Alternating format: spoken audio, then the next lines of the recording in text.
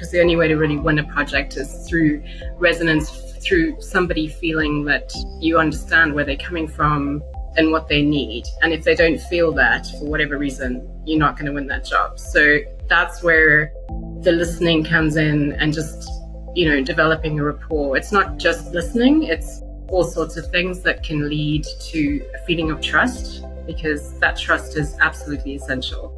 As you know, I have a very clear mission with Building Green, and I know so many brilliant architects, interior designers, and contractors who do too, but they're still stuck working on projects that drain them, with clients who don't value what they bring. That's why we founded Market Your Architecture a year ago. It's a marketing agency that helps mission-driven designers attract better clients, charge what they are worth, and finally build the kind of portfolio that reflects who they really are. If that sounds like the shift you need, there's a link in the description to marketyourarchitecture.com. And before we jump into the podcast, please rate and subscribe. It really helps me reach more people like you. In a world increasingly facing the challenges of climate change, with the Building Green podcast, we will dive deep into the intersection of architecture, design, urbanism, and environmental responsibility. I'm Ladina, your host. I've been an architect and building site manager for the past 10 years. During my studies at ETH in Switzerland, as well as in my working environment, I've had many touchpoints with sustainability, like many of you, I guess.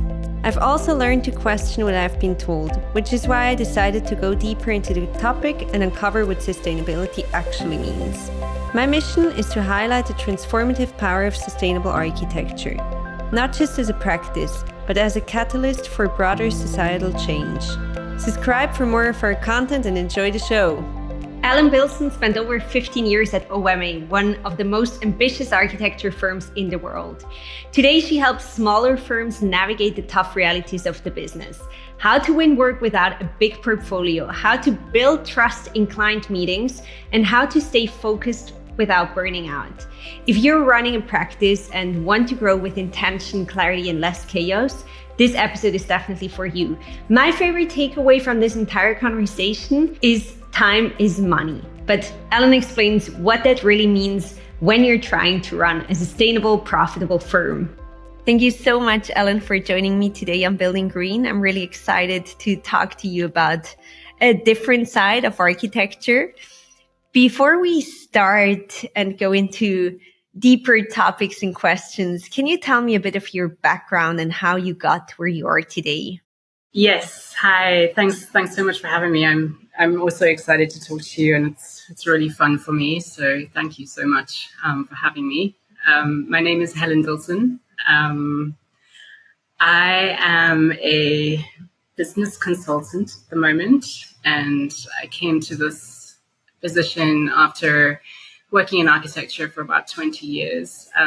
My background is in studying architecture and entering the field, and then finding my way into a kind of famous firm, which I honestly didn't mean to join, but happened to join at some point.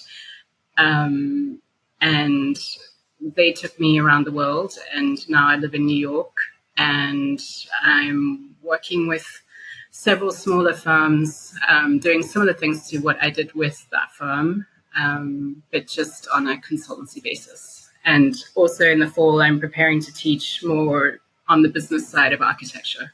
That's a super interesting journey. You started it at the big firm that everybody knows, and now you're taking what you learned there and kind of coaching consulting smaller businesses to be successful. So you spent over 15 years at, I'm going to say it now, OMA. What is one thing that company taught you that still kind of shapes how you work today? I mean, they taught me so many things that I can't even begin to list them. Mostly they taught me about trying to aim for doing something that's very authentic to a level of excellence and in a very sort of purist way. So now in my work, I try and seek out people who are doing similar things. So they're deeply passionate about what they're doing. They have a real point of view. and they're trying to make it in a business that honestly is very challenging, especially if you're running a small firm that doesn't have a massive portfolio. So I feel very blessed to be able to bring that spirit to people who are maybe starting out or who are in the early stages of their career or just smaller and finding the industry pretty challenging. You mentioned challenging 2 times. What challenges do you refer to that most architects struggle with? I think it's challenging to pitch and win a project, and it's challenging whether you're OMA or any other business. It's just very difficult to win work, and once you get that work, it's challenging to do any project, whether it's small or massive. Meaning that it's a very challenging industry. Construction in general is challenging. It's challenging to make enough money to enable cash flow. It's challenging to do good work when a lot of what you're up against is sort of opposed to that, just in terms of budgets, etc. And it's challenging to sort of keep going in the face of all those challenges. I know I'm using the word challenges too much, but it's a challenging business. It's very difficult, but it's also a fantastical place to work. Yeah, there are a lot of responsibilities tied to it. While most architects start from a point of wanting to be creative and create something beautiful, and then there come all these responsibilities tied to it.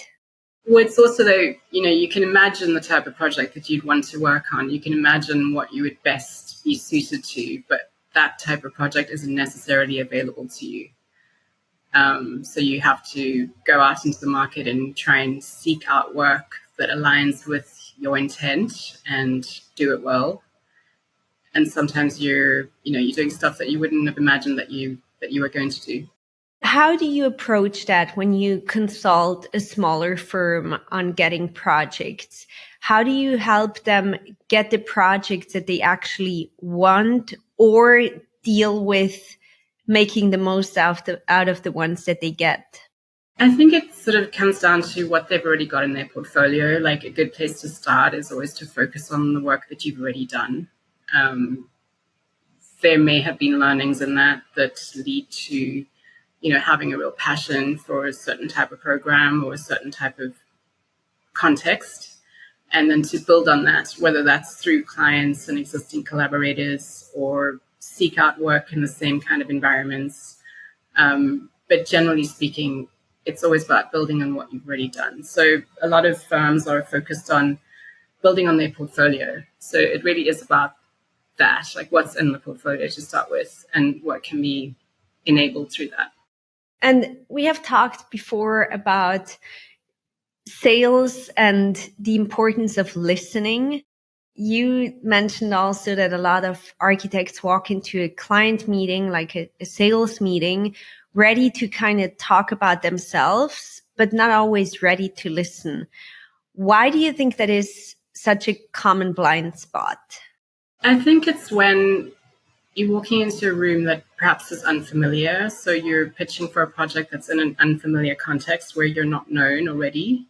So there's a tendency to want to perform in that room and to bring something that has a kind of wow factor or impress people. But at the same time, the people in that room are going to want to feel a resonance with whoever's presenting, because the only way to really win a project is through resonance, through somebody feeling that you understand where they're coming from and what they need. And if they don't feel that for whatever reason, you're not going to win that job. So that's where the listening comes in, and just, developing a rapport. It's not just listening. It's all sorts of things that can lead to a feeling of trust, because that trust is absolutely essential, whether at the start of the project or all the way through it. Do you have like 2 or 3 questions that you can give our listeners to their next sales meeting to help build the trust? Questions that they can ask in a sales meeting? I don't know about that so much as I think it's very important before you walk into a room that you've really investigated that context. So you've really had a look, not just at the documentation that you've been sent, but that you've done a thorough investigation of the context of the project and really done your homework in terms of looking at everybody who's involved in it. So, the people who are on the decision-making panel, the actual context of the project, any history of what's happened on that site before. So all of that stuff makes a huge difference, and it does require legwork to make sure that you have like a kind of thorough knowledge, especially assuming that you have the luxury of the time to do that before you walk into a room. And then also just like looking for ways to find connections in amongst all that context and any investigation that you've done before. So asking thoughtful questions in relation to an RFP, of course, is important. Like you're saying, like, what are the most important questions to ask? Of course, if you appear to have the knowledge of that context and a thorough knowledge of the brief and what is being asked of you, and you're asking thoughtful questions in relation to that, that's very important. But often, a person I've heard this many, many times from people I work with, they walked into a room, they didn't have any kind of real hold, they didn't have a portfolio that necessarily supported them winning a project, but they ended up walking away with it because they presented maybe an anecdote or some aspect of their own history or their own knowledge of a project that resonated with somebody in that room who was a decision maker.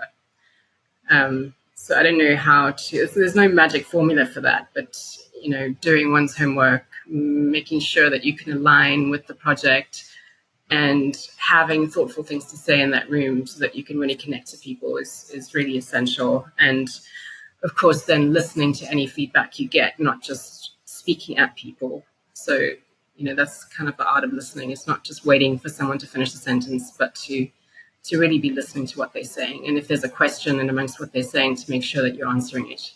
That's also something that I experience a lot with our marketing agency when we help architects close projects. All of them are worried about not having the right project in their portfolio.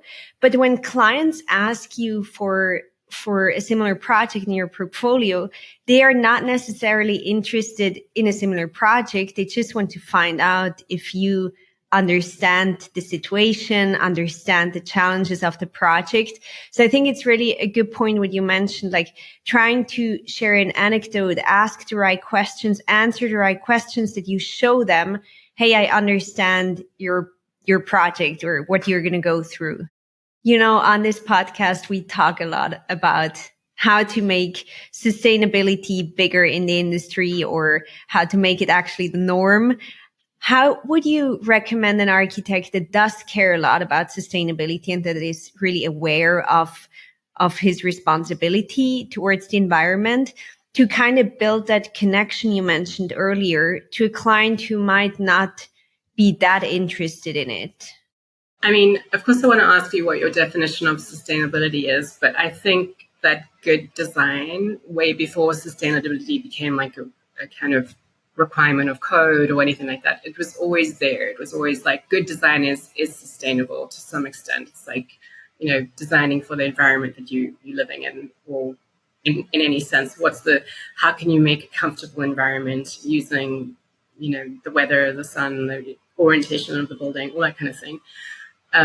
So that is always there. And then, of course, choosing materials that both perform as well as don't wreck any aspect of the environment as best you can.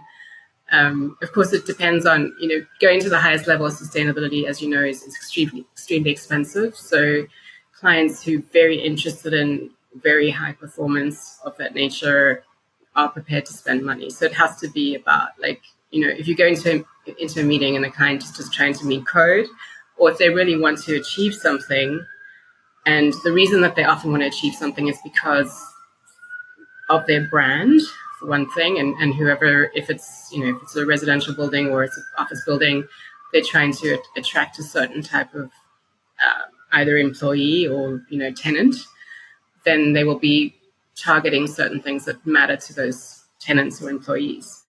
I think all of those things have to be combined. At the beginning, it has to be good design, and then you have to be looking at the targets and then encouraging the client to aim for something maybe higher than they imagined. You asked me what's the definition of sustainability, and I do agree that it's very subjective. And I think what I've heard along all my podcast interviews is always you're calling it good design. A lot of people talk about beauty in architecture, which goes back into good design. And the more beautiful something is, more intentionally it's designed. So I think then it also has a better functionality, and it's going to be longer lasting, just also because of the good intention of the building. And looking back, do you think OMA's approach to innovation had anything to teach us about sustainability, even if that wasn't their focus at the time or still not? OMA is very interested in, of course, doing something that's extremely interesting, but being first, before all of that, extremely contextual. So they look at a particular site and they're very specific to that site, and then they design in a programmatic way to meet all the requirements of the project, and then to pick out certain areas where they can really focus on doing something great that no one expected. There are aspects of that are about being very contextual and therefore like quite sustainable, because it is designed within the environment that it's built. And then obviously in later years, they've been doing projects that align with maybe, the projects that I worked on that were LEED Platinum. So then you're working with engineering teams who are able to meet those requirements, which becomes a whole other thing. So really being focused on the context where they build. Yes, focus on the context where they built, but more than that, I mean, there's as I said, the intent is very programmatic and quite democratic. So it was more about making a building function as a kind of part of the city in a way that everybody could enjoy it, not just the people inside the building or whatever, but, people on the street. And there was always an element of making parts of the building public, which is not a sustainability focus, but that was, that democratization of architecture was very important. And I think something that became maybe more of a focus everywhere during the pandemic, when outdoor space and people being able to enjoy themselves in, public areas of the city became much more important. But that was always a thing for OMA, which again, sorry, it's not a sustainability focus, but. Well, it is as well, because I think the more useful a building is, the longer it's going to last and the more you can justify it being built.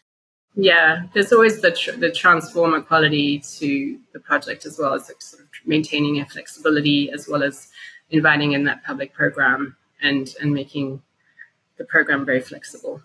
Is it one of their key aspects that they look at wherever they build? Because I mean, OMA is building projects all over the world, and there are different standards of what a public space should do that I would say vary quite a lot between different countries.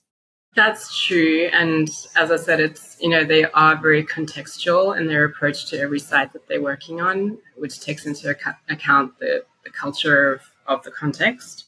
But I would say that there is a kind of globalized nature to that approach that I didn't notice there being wild differences between Europe, the Middle East, Far East, or the Americas. Let's go back to like the business side and how to run the architecture practice. Now, you have worked you mentioned it before, under incredibly high standards, even more than what most architects will ever do. What did you learn about excellence at OMA that you now try to pass on, but without being the boss that everybody wants to run away from? I mean, wherever you go, you're in a human organization. And so there's not, tremendous differences between OMA and any other company. There's the same sort of, everywhere you go, they're human beings and they're doing their thing, and people make mistakes. And I've made millions of mistakes in my life. And There is a general focus on doing good work at OMA, and there's a lot of pressure to do a good job. I haven't really, wherever I've gone afterwards or before, there was always pressure to do a good job. So again, there's not like wild differences in any of those arenas. OMA for me, was just wildly ambitious in a way that I'd never experienced before, which is a very interesting concept, just to be able to sort of take yourself outside of the normal lines that you would color in and imagine a whole world that doesn't exist. So, and along with that comes you have to go outside the lines of what you imagined yourself to be and perform to a new standard in alignment with everyone around you. There was a very high standard of performance, and there's a lot of competitive people at OMA. So that drives everybody to try and do a really good job in whatever facet they're working in. And I think that's really interesting. I had to work very hard there, and I did work very hard there for 15 years. And I really loved it. And I got so much out of it that it's difficult to imagine not having that. It was kind of longer than any education period I've ever had. And just the quality and diversity in terms of range of people from all parts of the world that I cross paths with, and now still know, to the extent where, wherever I go, there's an ex-OMA person, or I know so many people as a result of working there. And I can generally go anywhere and imagine any kind of project and help set it up if I have to, just as a result of working in that context. I do have a lot of friends that are highly ambitious as well and have like these high standards of excellence in the architecture world. And I'm sure everybody has a few architecture friends who are like that. And a lot of them struggle, the ones that have these super high standards, they struggle with keeping them within the company as they grow by maybe not finding many employees that have as high standards, or not knowing exactly how to pass them on without micromanaging, without taking away the fun part of it. What would you recommend someone like that? I mean, I also have those friends who have high standards and they can do the job better than anyone else. So they end up having a tiny company and they're running it themselves and they can't delegate. I think that there's a distinction between thinking that you're the only person who can do the job and not learning to delegate, and being capable of hiring the right staff that then you can grow to align. You have to hire people who have a resonance with you so that you really can collaborate. And you have to learn to delegate and not have that mindset that you're the only person who can be efficient in the world. And, it's quicker and easier if you just do it yourself. There's a lot of those types. And I think maybe it comes from, architecture is a kind of lonely business in a way, because you sit at your computer and working and you get very good at certain things and you've seen it all and you've done 20 projects and, it's a kind of career where you learn from mistakes. So you've seen all those mistakes before and you anticipate them and then you mitigate them and you can do it all. You don't want to hand that over to somebody else who hasn't done those 20 projects and doesn't know what you know.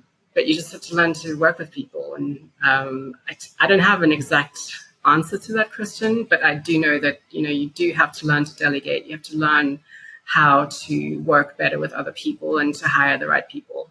Yeah, I think a lot of it goes back to taking the time to build up processes as well. Or how is that at OMA? Did you have a lot of SOPs, processes, how to do things to keep like quality under control?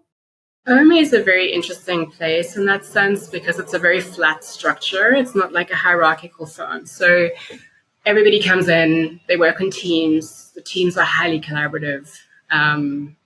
Although there is always a project leader and there's always a partner in charge, there is a sort of free-for-all in terms of this kind of like you share out some of the tasks and people work on stuff, but there's a real sort of hive thing happening where, you're sharing and you're hanging out and you you're working on stuff together, and it's sort of the process builds from there, and everybody who's at the table is invited to give their opinion and to, sometimes it's a bit of a brutal process in terms of like you have to have the courage to say something at a table, but you're welcome to, whether you're an intern or wherever you're placed in the non-hierarchical flat structure.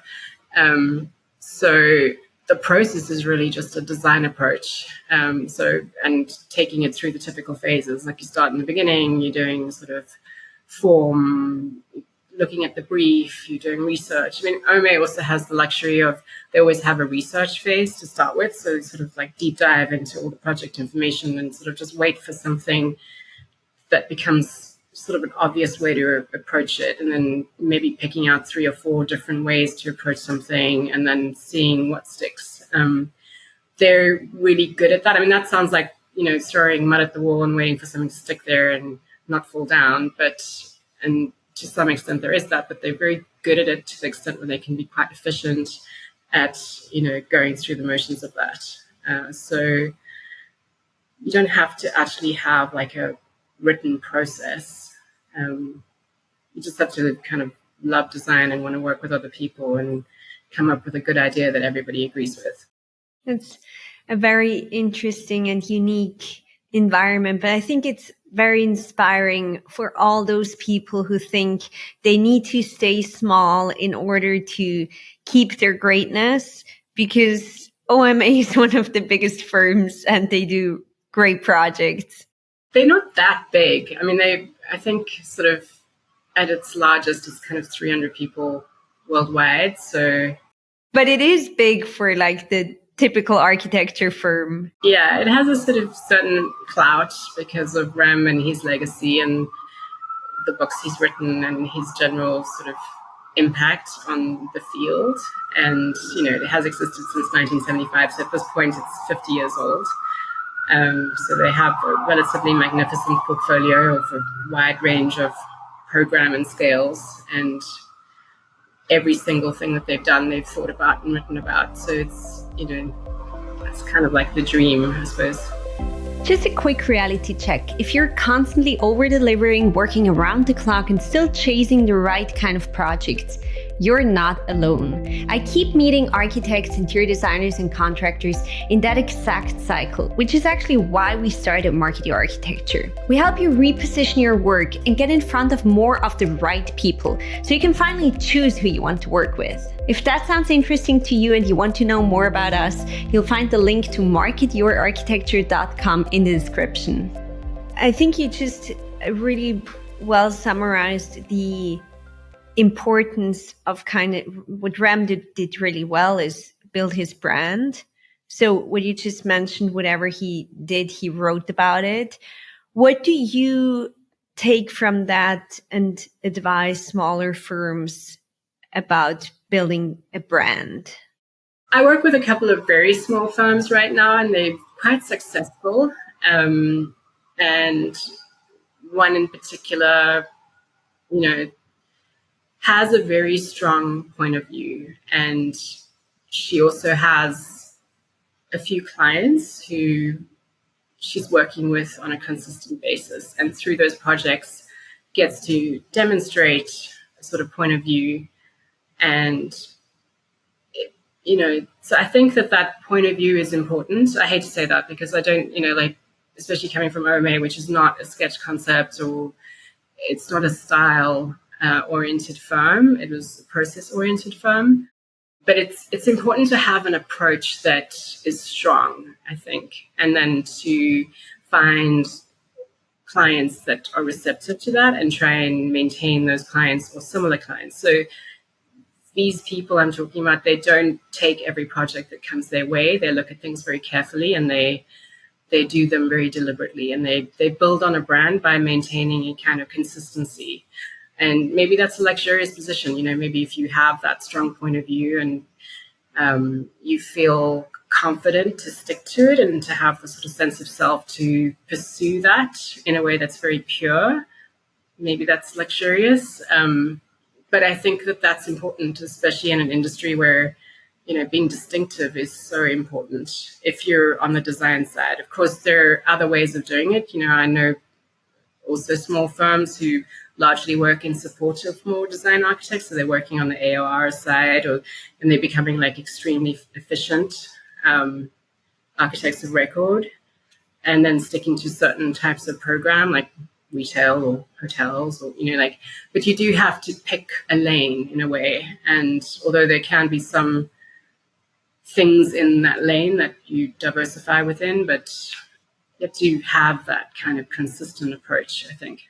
And what do you think, or what is your opinion on networking as an architect? It's the same as a project. I think you have to be very you really have to pick and choose what you do, and you have to decide what's important. And that's a very difficult thing to do. In the architecture world, there is a kind of annual global sort of calendar of events, and there are various places that you can go to meet people. You can also make sure that you have some speaking engagements at things like, that make sense, where you think the type of clients you're going to be working with may have be part of that audience. So I think it's important to be strategic about where you put yourself. I think every time you do a project, and you should try and have it published, you just make sure that and published, if you can, in the right publications. So just making sure that you are visible.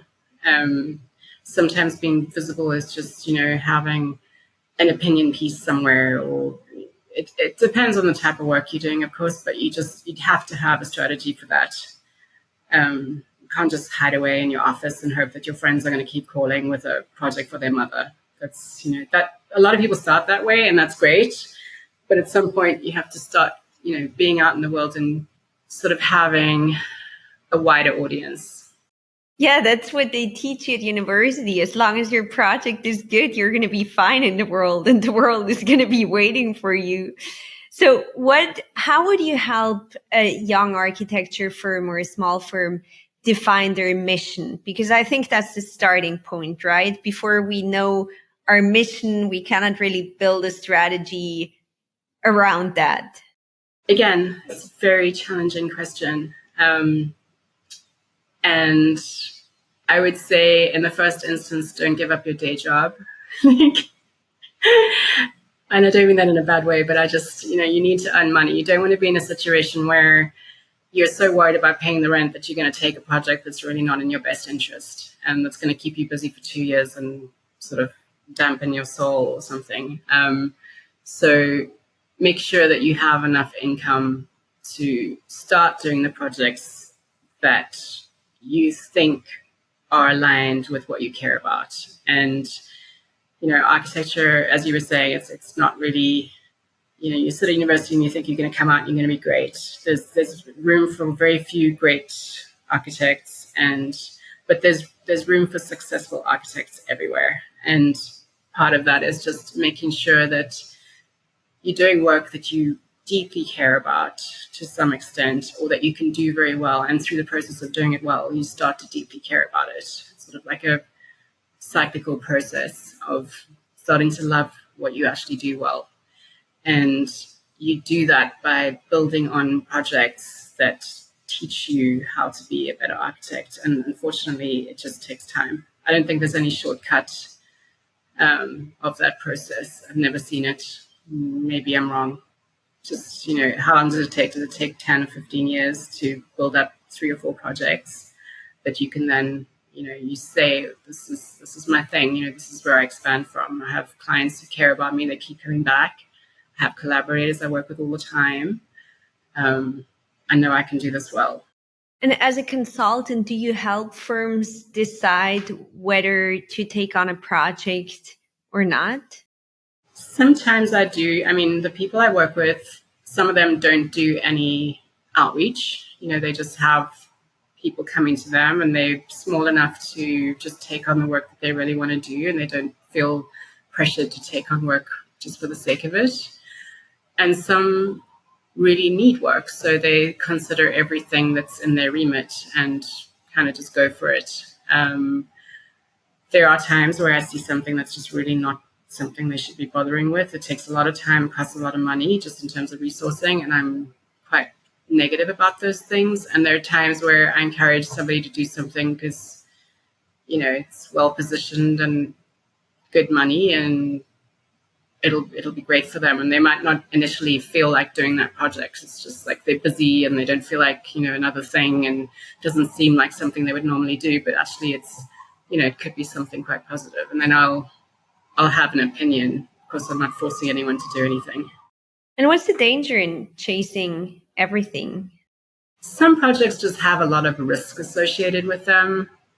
It's a project that takes a lot of time and a lot of resourcing, and you can't charge a lot for them. Like, one of the things that really doesn't get taught at architecture school, and maybe there's no time to teach this, or why would you teach it? It's such a kind of a depressing thought, but the reality is that time is money. So if you have to do a project where you pitch for it, you charge a fee that suggests that you're going to work on something for 12 months, but actually you work on it for 18 months, and you put in your fee that you're going to have 4 people, or that you can pay the salaries of 4 people with that project fee, and then you end up using 6 or 7 people, then you're going to be very much out of pocket. It's going to cost you money to do that project. And if it's not a project that's really worth your while, meaning it's high profile enough that it's going to push your portfolio into another dimension, or you want to do it because it's a passion project, or in any other way that it makes sense to you and your trajectory, it's just not worth it. Last time we talked, we got into sales and relationship building for architects, and you brought up Bill Clinton and his ability to make people feel like they were the only person in the room with him. What does that kind of presence look like in our world? How do you kind of build that connection in a client meeting? I'm very sorry if I said that person's name, but in any case, I think it's important to,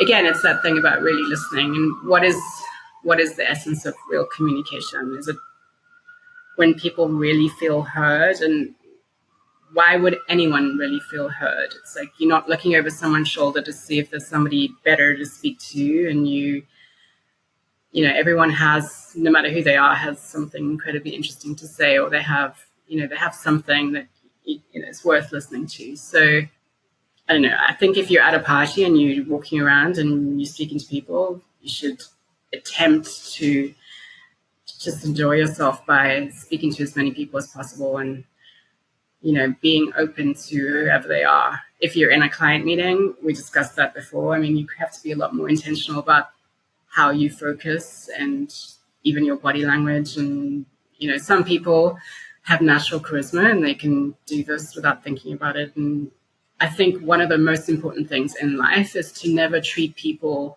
as if there is a kind of hierarchy in the way that you deal with them. We have to treat people, whoever they are, like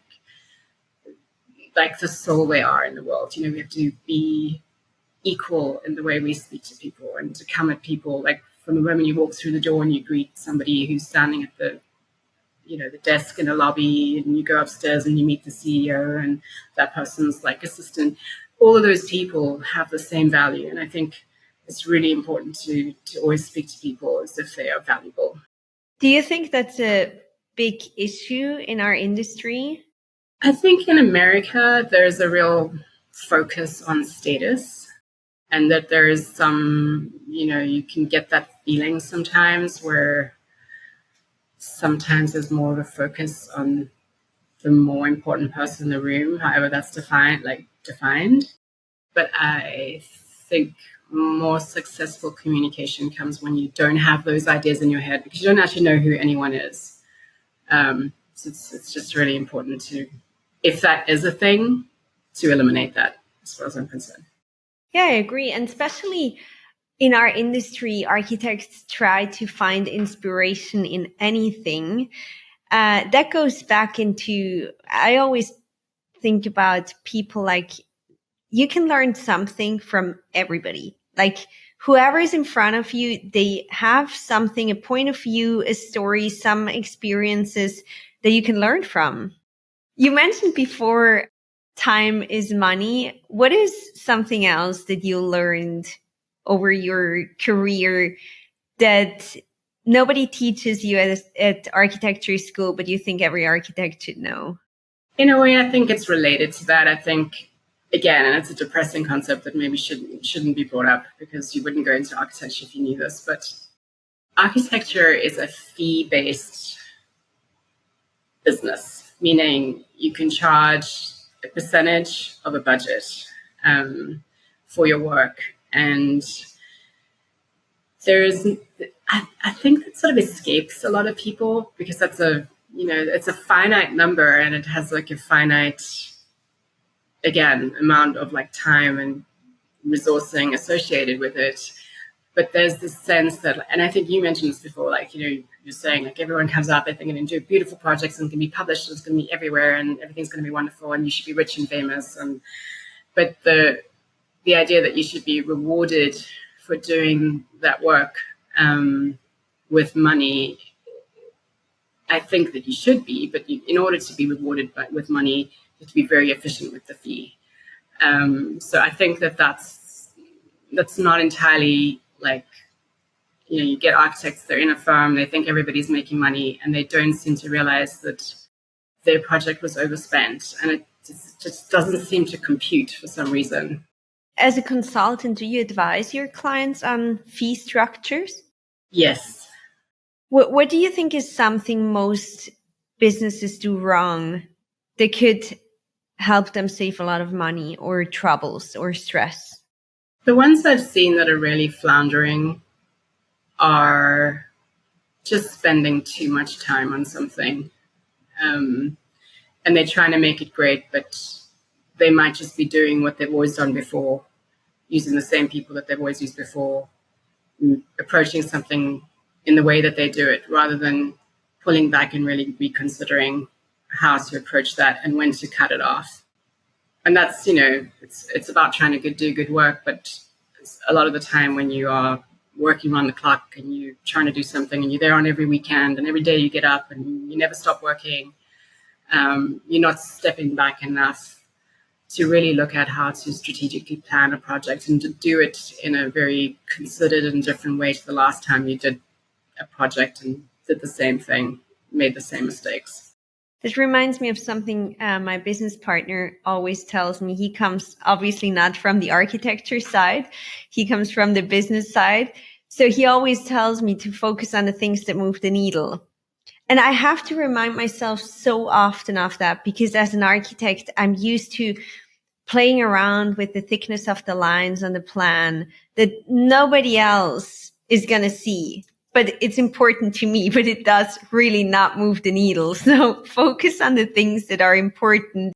I wouldn't want to rob you of the things that bring you joy. If you love sitting with line weight, you just need to assign a certain amount of time to that. Like that phase, also to remember that every phase has a phase for development. So like you can do a lot in a concept phase with you probably wouldn't be focused on line weights there, but like, the next phase also has an aspect of design and the next phase has an aspect of design. And even when you're in, implementation drawings and whatever, you'll still be able to change the line weights, but you just need to assign the time for that and stick to that. Not even be that rigid about it, but just have a sense of like, this has a time limit.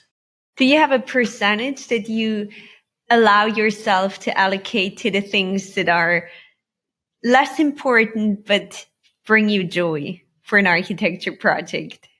Not really. I think that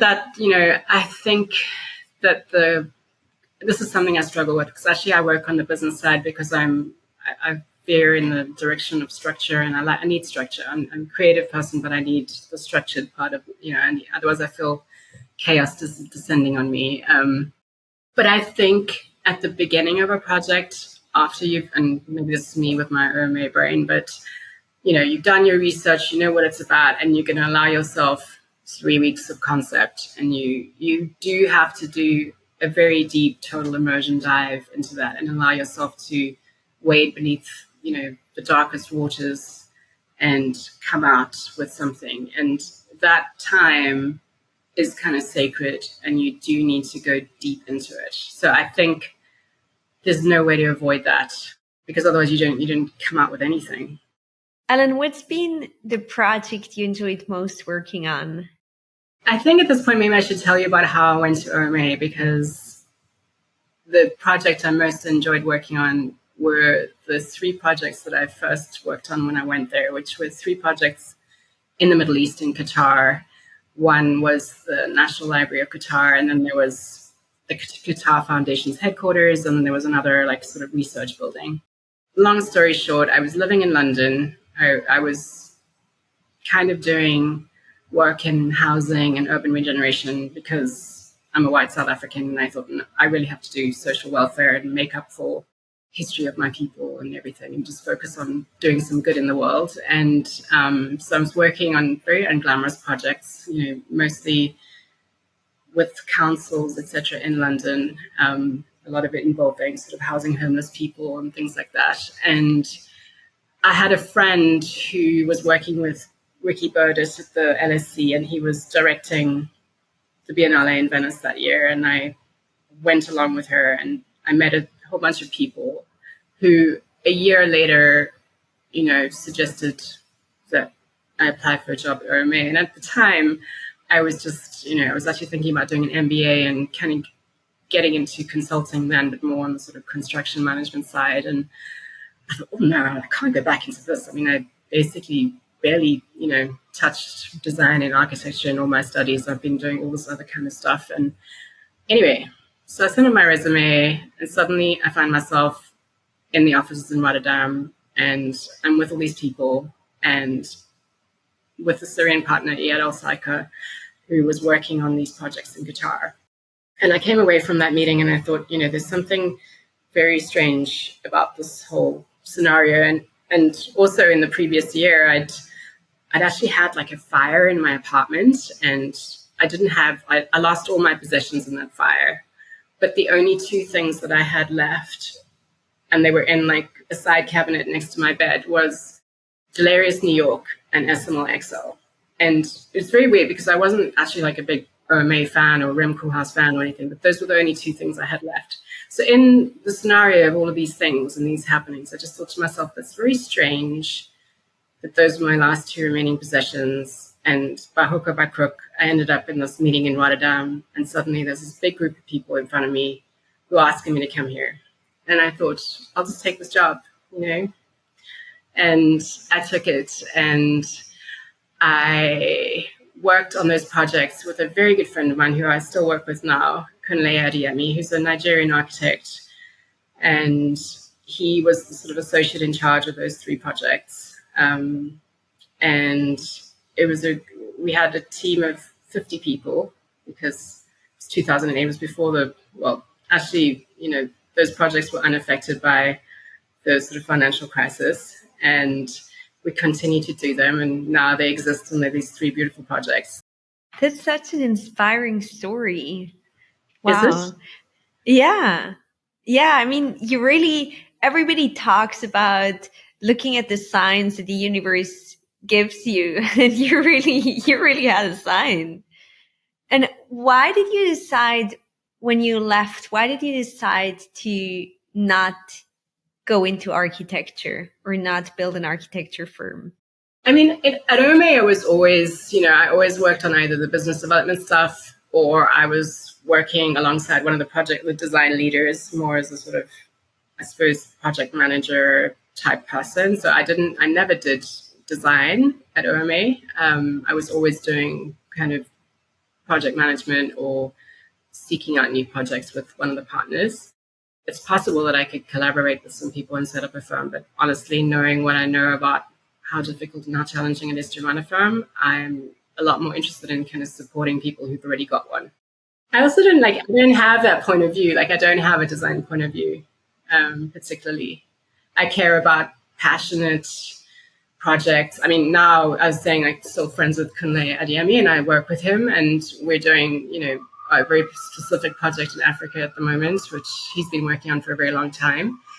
And it's sort of large and involves the UN, and it has aspects of all the things that I did before I went to OMA, which is all the housing and the urban regeneration and things like that. So I care very deeply about Africa because I'm from there, but I also care very deeply about people and welfare and doing things that are good but also interesting and good design and what it brings. And so I'm doing that type of thing, and I feel like,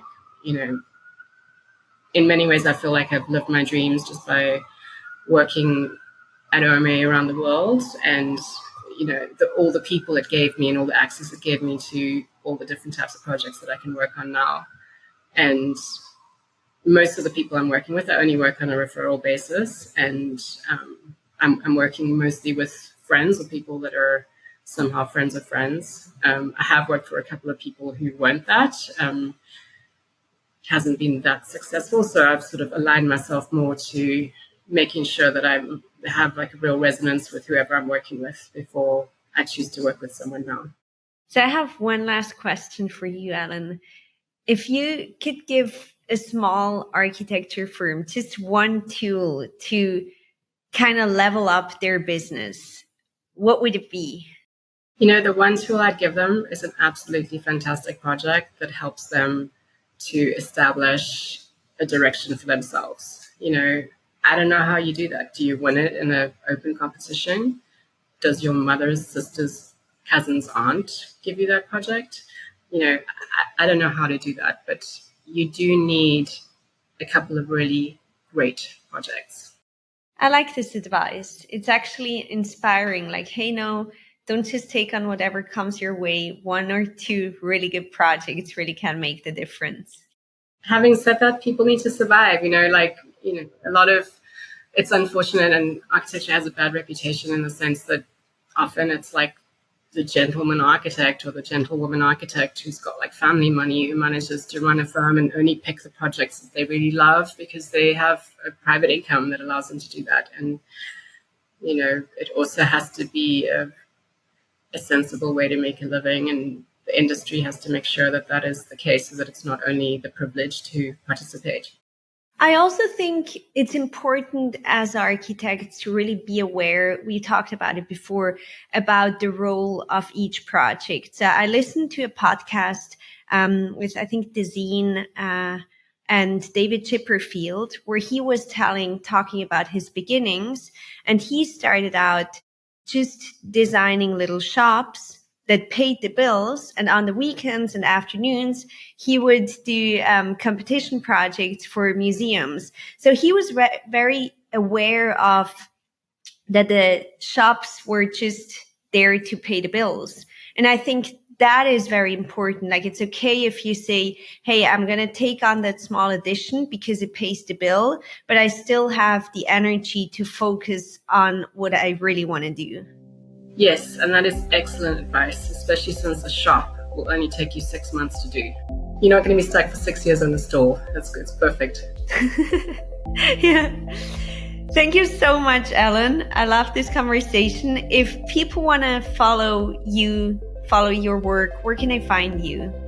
I'm on LinkedIn, and I also have an Instagram, although it's more of a personal Instagram. But anyone's welcome to reach out to me on LinkedIn. Okay, I will link your profile in the description of the episode. Thank you so much for joining me, Ellen. Thank you so much. It's so fun. A huge thank you for listening. Make sure you subscribe to the show wherever you listen to the podcast to support me and so you don't miss an episode. And while you're there, I'd also be so grateful if you could rate and review us. If you have any guest suggestions or any feedback, you can find me on the socials at Ladina. Thanks.